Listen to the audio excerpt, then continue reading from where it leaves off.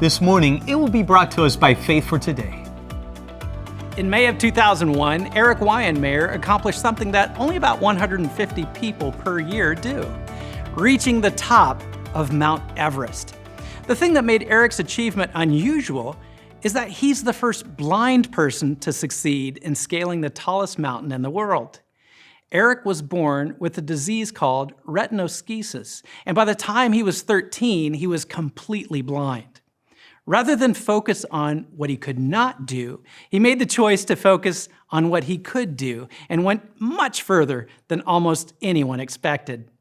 John chapter 9 tells us how another blind man made a life-changing choice when he had an encounter with God.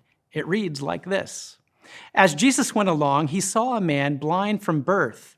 His disciples asked him, "Rabbi, who sinned, this man or his parents, that he was born blind?"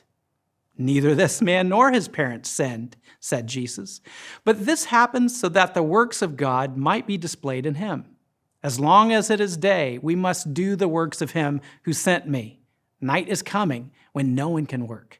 While I am in the world, I am the light of the world." After saying this, he spit on the ground, made some mud with the saliva, and put it on the man's eyes. "Go," he told him, "wash in the pool of Siloam." This word means sent. So the man went and washed and came home seeing. Now the Bible says that as Jesus walked along, he saw a man who was born blind, and his disciples, who were hungry for information, asked, "Rabbi, who sinned, this man or his parents, that he was born blind?"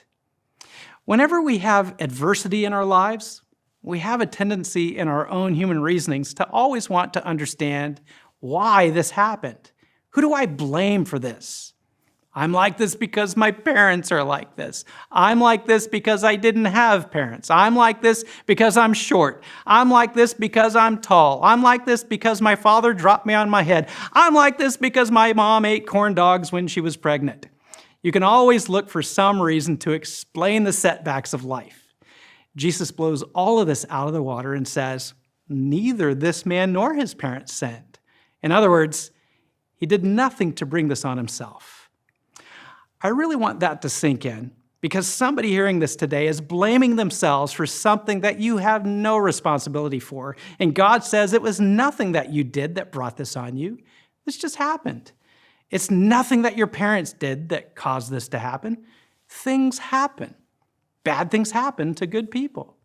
So rather than spending all your energy trying to figure out who do we blame for this condition, we got to be preparing ourselves, because God is about to pass your way. Look at this. Jesus said, neither this man nor his parents sinned, but this happened so that the works of God might be displayed in him. This is a profound statement. Jesus is suggesting here that the works of God are displayed through the adversities of men. In other words, if you didn't go through anything that was adverse, God would not have had a way to show how strong he is in your life. Are you following me? When you want to see the works of God made manifest, look for somebody who is in the most deplorable situation, because God's strength is made perfect in our weakness. When we are at our worst, God is at his best.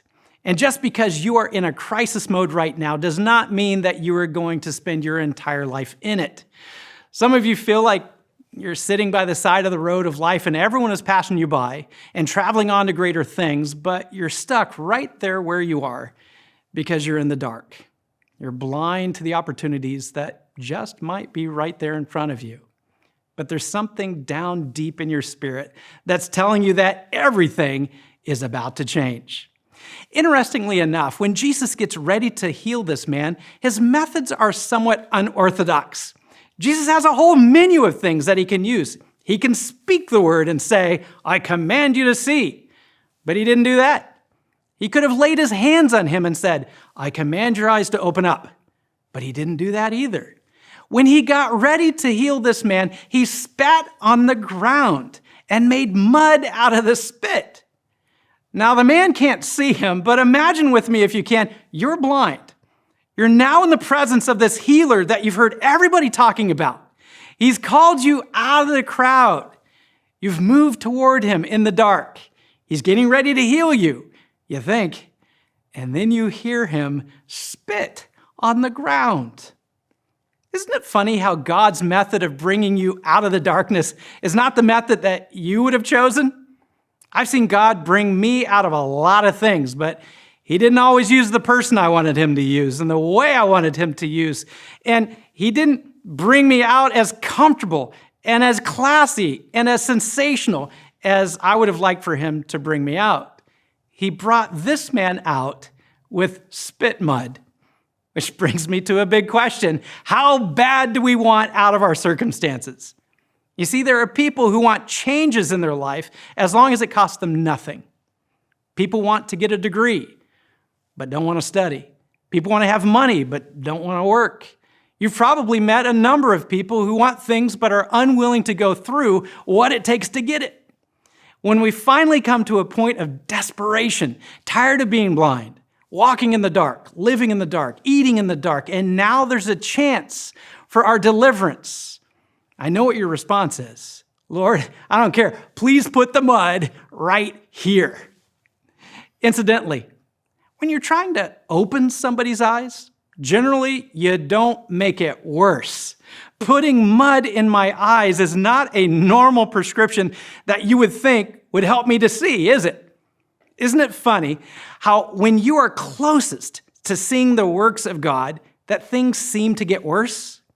Is there anyone listening to me today who understands how things get worse before they get better? Now, I wish I had time to do this justice. The Bible said that Jesus made mud and put it in the man's eyes and told him to go wash in the pool of Siloam. Here is probably the most relevant part of the story for most of us. Jesus sent this man somewhere else to complete his miracle. Jesus could have completed the process right there. But just like for us today, Jesus asked this man to make a decision to walk quite a distance in the dark, to walk through the crowds who stared at the mud on his face, to walk past those who laughed at him, beyond those who felt confused by what they could see on his face. But Jesus told him to go on a journey, and he asks us to do the same, because he knows that we are only one decision away from our best life, a decision to stop playing the blame game, and a decision to walk from our darkness into his light.